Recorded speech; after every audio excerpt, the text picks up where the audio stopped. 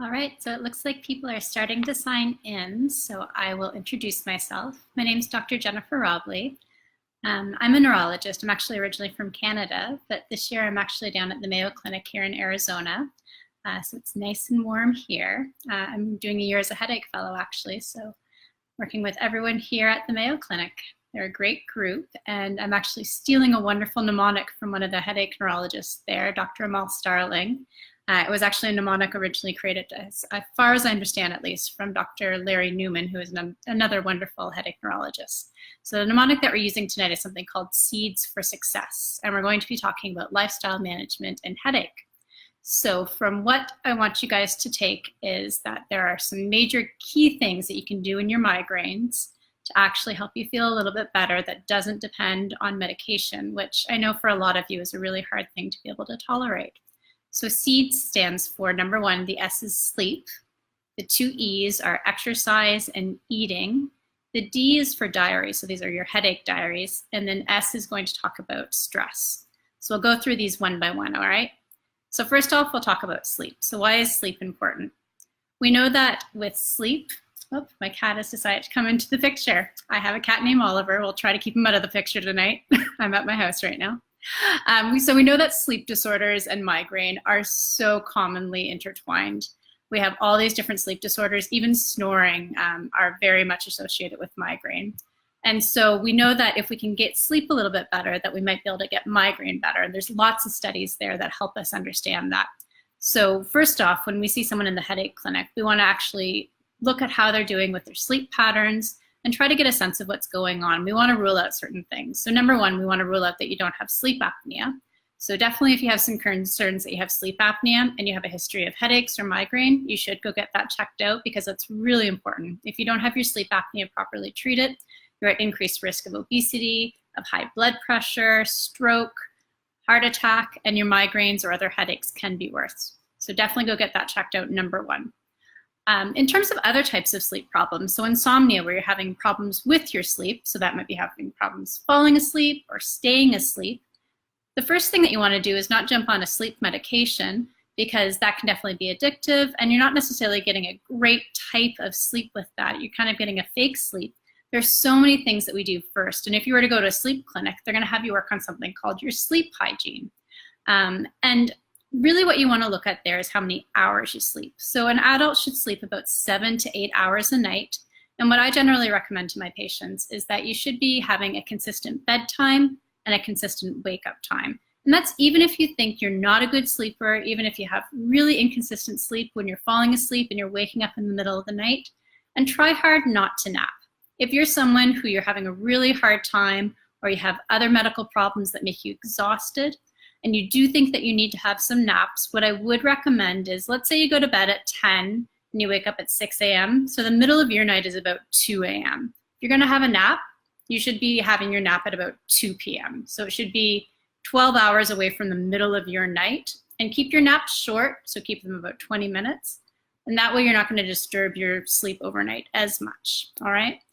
Now, things to do to try to help improve your sleep, which then improves your migraine, will be keep your room nice and cold, keep it nice and dark, and stay away from screens around bedtime. So no using your phone, no using your tablets or e-readers, and no using the television. Not only are those things stimulating, but the type of light that comes out of it, that blue light, that actually wakes up your brain and tells your brain that it should be awake instead of asleep. So you really want to avoid that. You also want to try to avoid eating too late, drinking fluids too late. It's going to make you go pee overnight. And then also don't have your caffeine later than the afternoon. So all those things, really, really important. And if you're still having problems after that, you should go see someone. There's lots of things that can be done even without medications, including something called cognitive behavioral therapy for insomnia. There's even apps for it. The Veterans Affairs actually has a whole website for it. So definitely things you can go look at there. All right, so next we're gonna go on to one of the E's. So this E is exercise. So this one's a bit of a tough one. So I'm sure for a lot of you with your migraines, you feel like you can't exercise.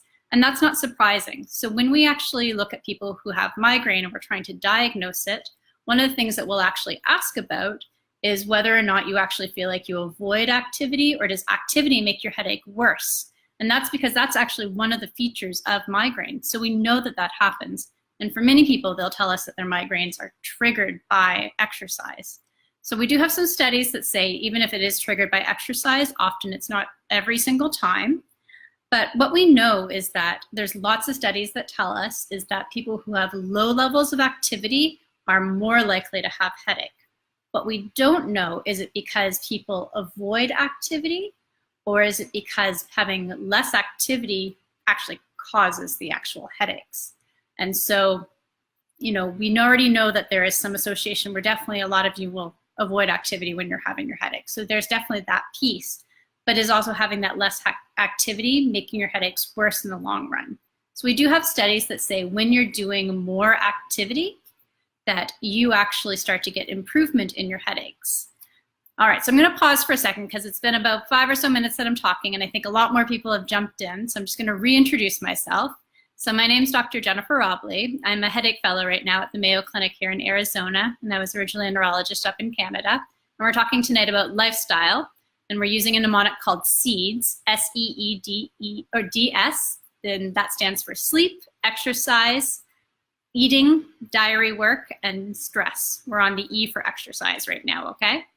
So I'm gonna jump back in. So the studies that talk about exercise right now say that there is some suggestion that when you exercise, even though exercise may be triggering for your migraine, that you can actually start to have this improvement over time, so in the long term. We don't necessarily know why, and we definitely need more studies to understand things, but there is some suggestion that it can help.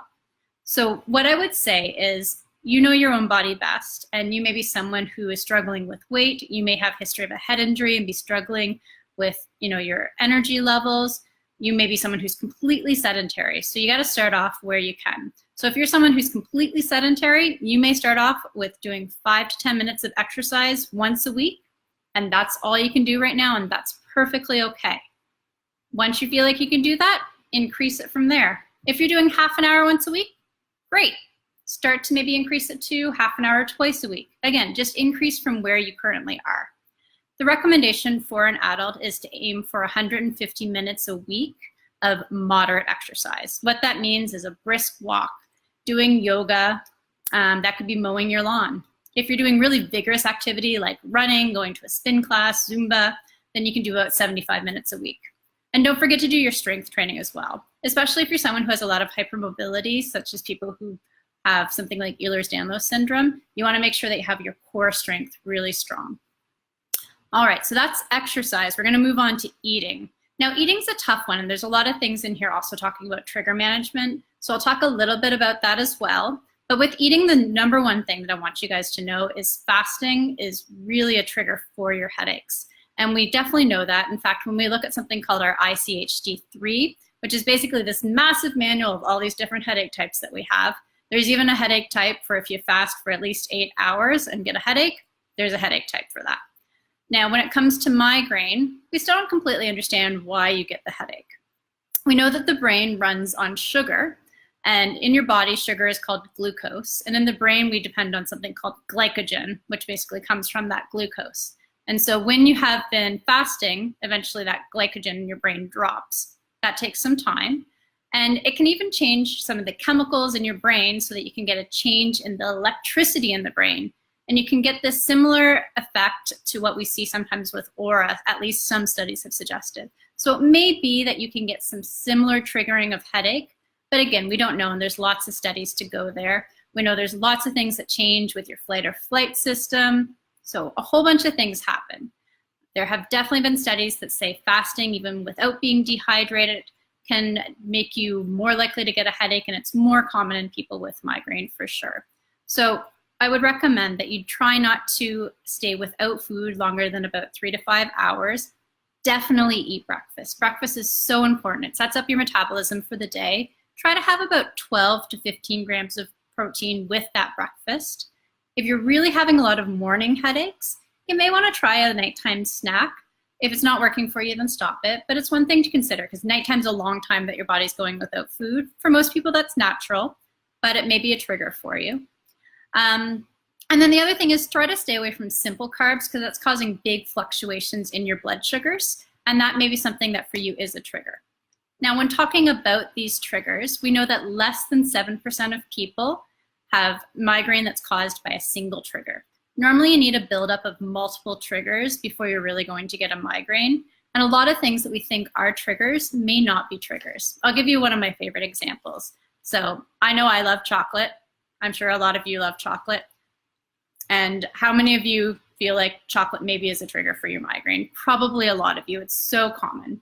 So I want some of you to feel like maybe you can try to have chocolate again. So there's something called the premonitory phase for your migraine. So we have all these different stages of migraine. The premonitory phase is often about up to 3 days before you start to feel pain. And it's caused by this part of your brain called the hypothalamus. We won't get into the details, not the time.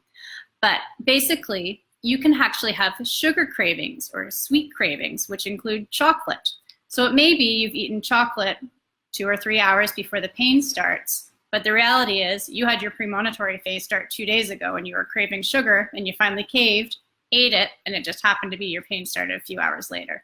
So it may not be that the chocolate was truly a trigger for you, but rather it was part of your migraine. So that's why it's really hard to track what your triggers are for migraine. And there's so many things and so many studies that are so inconsistent with migraine triggers. For instance, MSG, there's no consistent studies about whether or not that's a trigger. Nitrates, we don't know if that's a trigger. So it's really hard to know what for sure are triggers. Now, in terms of what we do know, caffeine, we know that that can lead to more chronic migraines. I would recommend that you stay less than 200 milligrams of caffeine in things like your coffee. That normally means 1 to 2 coffees per day. And if you're gonna drink coffee, be consistent because it's really easy to get a withdrawal headache. So if you're gonna have coffee, maybe a cup every day. That or just don't drink your coffee. And then the final thing I'll talk about for eating is stay hydrated. And it's actually a lot more water than you think. At least have the 8 glasses of 8-ounce glasses a day, but probably need more than that. If I'm going to talk in my Canadian terms, I'm going to say 2.5 to 3 liters. I had to write down what it is in your guys' ounces.